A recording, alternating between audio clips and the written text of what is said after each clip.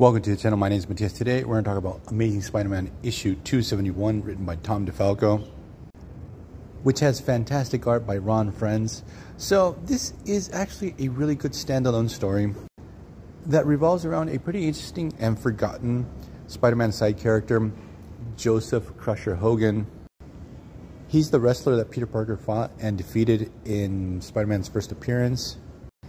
And the thing is that I was trying to remember if Crusher popped up in any other issues within my collection, and he does, but only once. He was a pretty important character during the House of M tie-ins for Spider-Man. So the thing is that in these issues, here we have Crusher Hogan. He seems to be a little bit down on his luck. He's working as a janitor in this gym, and the thing is that no one's giving him any type of respect. I forgot to mention this is a boxing gym, but the thing is that Crusher has become friends with one of the boxers there. He's like the star fighter at this place. His name is Mr. Chance, and Crusher tells him all these crazy stories about Spider-Man. He goes into all these tall tales about how he trained Spider-Man, how he made his first costume, that he was a mentor to Spidey. But the thing is that Mr. Chance knows that these stories aren't true, but he sort of rolls with it. He seems just to want to be kind to poor Crusher that does not get any respect from anyone else in the gym. The thing is that the owner of this place is like this Chinese woman. She's a mob boss. Her name is Mrs. Fang, and she gets wind that Mr. Chance might get like this big contract to become a professional fighter, but he wants to change the gym where he's training at. So she sends her enforcer, which is this guy who has this insane villain name. His name is Manslaughter. The guy seems to be gigantic and possibly have some level of super strength. So Mrs. Fang tells Manslaughter, look, try to convince him not to leave the gym. He tries once, he fails. And we get this whole situation after that happens where Mrs. Fang tells Manslaughter, look, he can't leave this gym, and if he does, kill the guy. Now, Crusher Hogan overhears this conversation, and at first he's too afraid to tell Mr. Chance that he's in danger.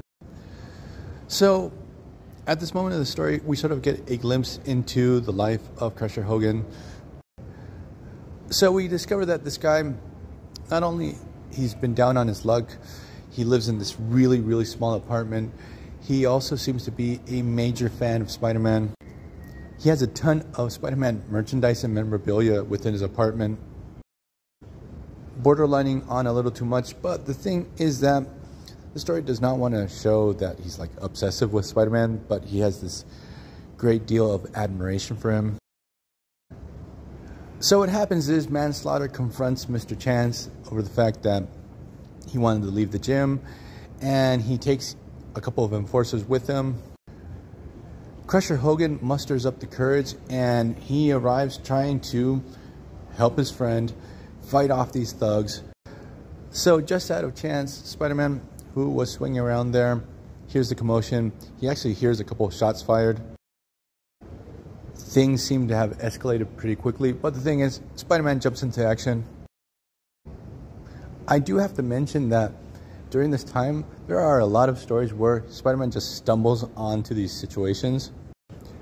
So the thing is that Spider-Man is able to do quick work of these thugs, and he takes down Manslaughter too.